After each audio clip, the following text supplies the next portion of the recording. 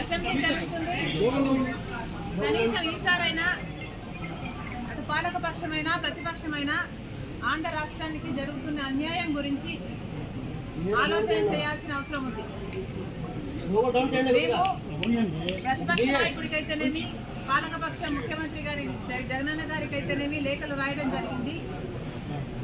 ఆంధ్ర రాష్ట్ర ప్రజల హక్కుల తీర్మానం అని, ఆంధ్ర రాష్ట్ర ప్రజల హక్కుల కోసం ఒక తీర్మానం చేయాలని సూచించడం జరిగింది.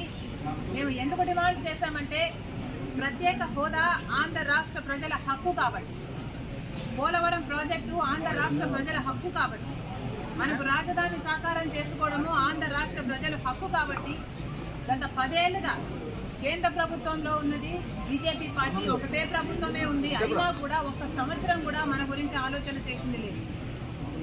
ఇంతకుముందు 5 సంవత్సరాలు చంద్రబాబు గారు ముఖ్యమంత్రిగా ఉన్నారు, ఆ తర్వాత ఇప్పుడు 5 సంవత్సరాలు జగనన్న గారు ముఖ్యమంత్రిగా ఉన్నారు. కానీ ఇప్పటి వరకు కూడా ఆంధ్ర రాష్ట్ర ప్రజల హక్కుల గురించి ఎవరూ ఆలోచన చేసింది లేదు.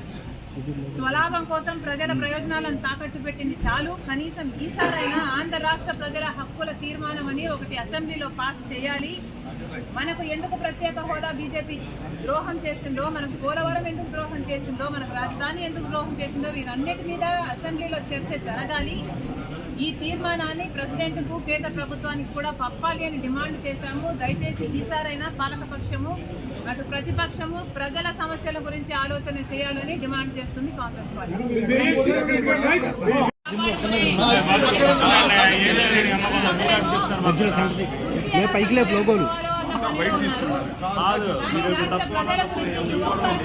ఒక్కరికి ఆలోచన చేయాలి. అటు చంద్రబాబు గారికి లేదు, అటు జగన్మోహన్ రెడ్డి గారికి లేదు. అందుకే చెప్తున్నాం, ఇప్పటికైనా కూడా కళ్ళు తెరవాలి ఆంధ్ర రాష్ట్ర ప్రజలు. ఇప్పటికైనా ప్రజల మేలు కోరేది ఎవరు అనేది ఆలోచన చేయాలి.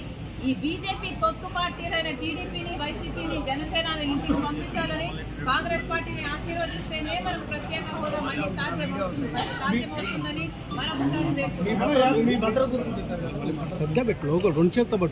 నేను ఆంధ్ర రాష్ట్ర కాంగ్రెస్ పార్టీకి అధ్యక్షురాలిని. ఈ రాష్ట్రంలో నాకు తిరగాల్సిన అవసరం ఉంటుంది.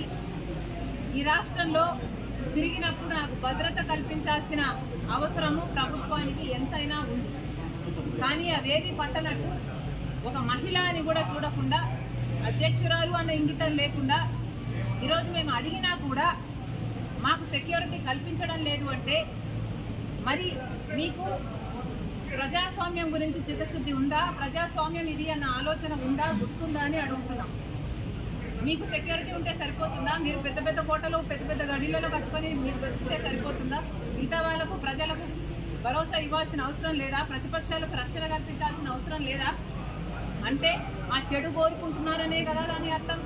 మాకేదైనా ప్రమాదం సంభవించాలని మీరు అనుకుంటున్నారనే కదా అర్థం.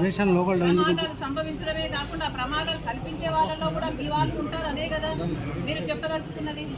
ఎక్కడ ప్రజాస్వామ్యం?